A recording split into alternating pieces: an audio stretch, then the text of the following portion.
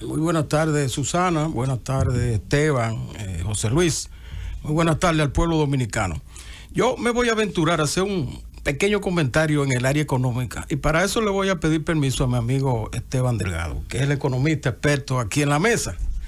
Pero ni tanto. Tú sabes que la democracia, Esteban, es atrevida y todo el mundo opina, independientemente de su formación o no. Y yo recuerdo en este aspecto los famosos editoriales de don Rafael Herrera, ¿tú recuerdas? Histórico director del Listín Diario, sí, donde él exponía ideas tontas. Voy a exponer una idea tonta. Y normalmente versaban sobre economía. Él no era economista, era un hombre de una gran experiencia. Y yo recuerdo que en aquella ocasión, en un momento en que había una gran expansión monetaria en el país, por el hecho, después que salió el gobierno de Balaguer, que mantuvo prácticamente congelado la tasa del dólar, ¿verdad? A la par con el peso, con una diferencia ligera durante todo su ejercicio. Después que se liberalizó la economía y comenzó la expansión económica, entonces el dólar comenzó a subir. Y entonces comenzaron las medidas de represión contra los cambistas de dólares. Entonces don Rafael dijo, yo voy a exponer una idea tonta, y que consiste en pedirle al gobierno que en vez de estar persiguiendo a los que negocian con dólares, sencillamente que se ocupe del peso. Es decir, que amarre el peso. Si amarra el peso, el dólar no sube. Queriendo decir que en la medida en que hubiese menos circulantes del peso dominicano, en esa misma medida perseguía menos el dólar, le hacían menos presión y el dólar se mantenía a un nivel más bajo. Porque hay una máxima, ¿verdad? Un postulado que es elemental en economía, y no hay que ser economista para saberlo, es que la expansión monetaria es inversamente proporcional al valor de la moneda. Es decir, si hay mucho dinero circulando en la calle, la moneda indiscutiblemente que se devalúa, porque la moneda es una mercancía igual que otra cualquiera. En la medida que abunda, baja de precio, y en la medida en que escasea, pues sube. Bueno, pues esto viene a cuento por el informe que hace el representante de la misión del Fondo Monetario Internacional en el país, el señor Esteban Vesperoni. Esteban Vesperoni elogia al gobierno, califica de efectiva la respuesta monetaria que el país ha dado con la crisis con motivo de la crisis del coronavirus.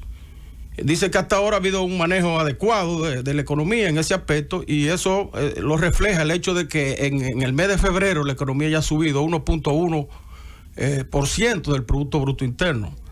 Lo que quiere decir que ya comienza una recuperación y se pronostica que a final de año pues hayamos crecido por encima de un 5%. Pero al mismo tiempo que hace ese elogio, también manifiesta una preocupación. Él indica que uno de los principales desafíos para la economía latinoamericana será enfrentar la cifra de la deuda adquirida durante la pandemia. Es decir, los países latinoamericanos, y yo diría mundial, con excepción de Estados Unidos, que no tienen que endeudarse, sino que ellos le dan, le ponen a funcionar la maquinita y tiran dólares, pero la mayoría de los países han tenido que endeudarse con motivo de la pandemia para subsidiar la falta de ingresos de la gente y el desempleo que se ha generado. Y él sigue diciendo, en el caso particular de la República Dominicana, esa deuda externa ha subido a un 74.2% del Producto Bruto Interno. Es decir, una cifra bastante alta. Dice que esa deuda consolidada creció en alrededor de 10,000 millones de dólares. La deuda dominicana creció alrededor de 10,000 millones de dólares. Entonces la presión que él manifiesta en el sentido de que ahora estos países latinoamericanos, y en el caso particular de la República Dominicana, no tengan de dónde sacar dinero para dinamizar la economía. Porque si ya el asunto de la deuda está demasiado alto, imagínense, 74, el país tiene que emplear, Esteban, creo que alrededor de un 50% de sus ingresos fiscales cada año para pagar los intereses y el servicio y las amortizaciones de la deuda. Alrededor de casi la mitad. Casi la mitad. 200, por ejemplo, este año 291,000 millones. Y las recaudaciones van a ser alrededor de 700,000 millones, o sea, prácticamente la mitad. Sí, prácticamente la mitad. Eso quiere decir que del presupuesto del gobierno solo dispone de la mitad para todos los otros compromisos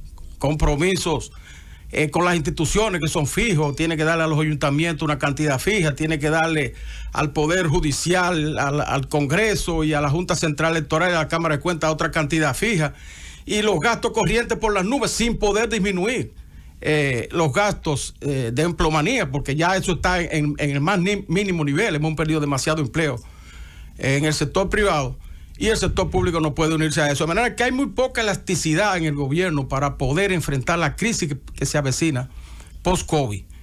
Entonces ahí es que viene lo que nosotros queremos plantearle al gobierno, una idea tonta al estilo de don Rafael Herrera.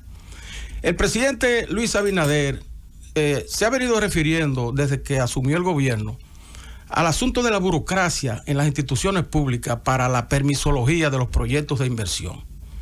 Y ha estado prometiendo que va, incluso en una ocasión reunió a su gabinete para pedirle que se agilicen los trámites y prometió mandar al Congreso un proyecto de ley en ese sentido. Incluso habló el presidente hasta de la penalización a aquellas instituciones que no otorguen a tiempo los permisos. Es decir, que si de establecer un plazo para que un permiso sobre un proyecto, por ejemplo, obra pública, industria y comercio, o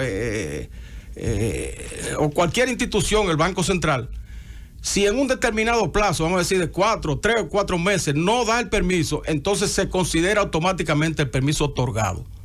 Hasta de eso habló el presidente Luis Abinader y prometió enviar ese proyecto que todavía no lo ha enviado al Congreso. Nuestra sugerencia es, presidente, agilice el envío de ese proyecto.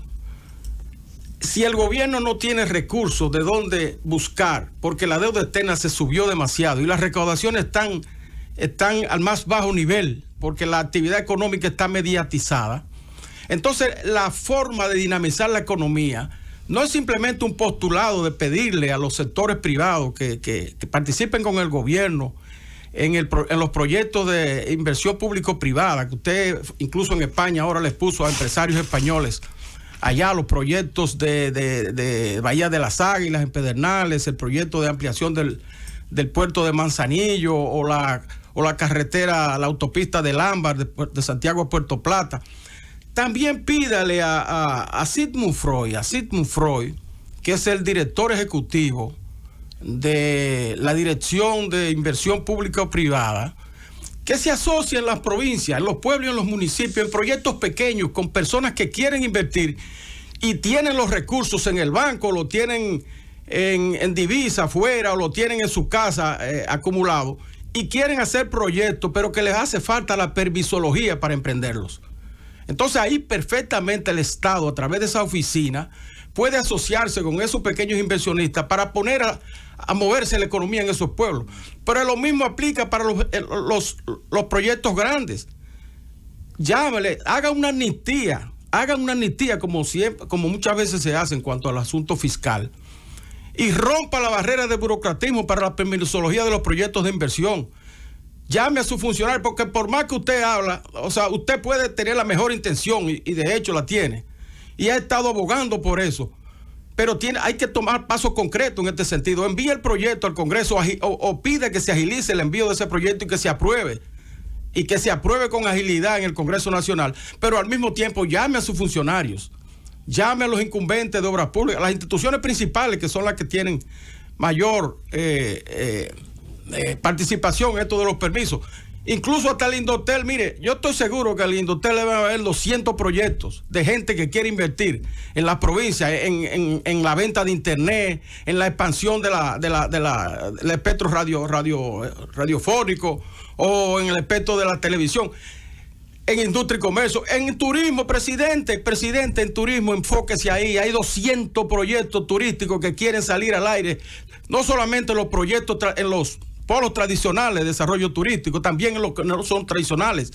en las provincias en donde han sido declaradas polos turísticos mediante ley o decreto, pero que todavía no se ha desarrollado esa actividad y que hay mucha gente que quiere invertir. Hagámosles una guerra a las barreras que existen en la permisología, y eso va a permitir, señor presidente, que la economía se dinamice lo más pronto posible.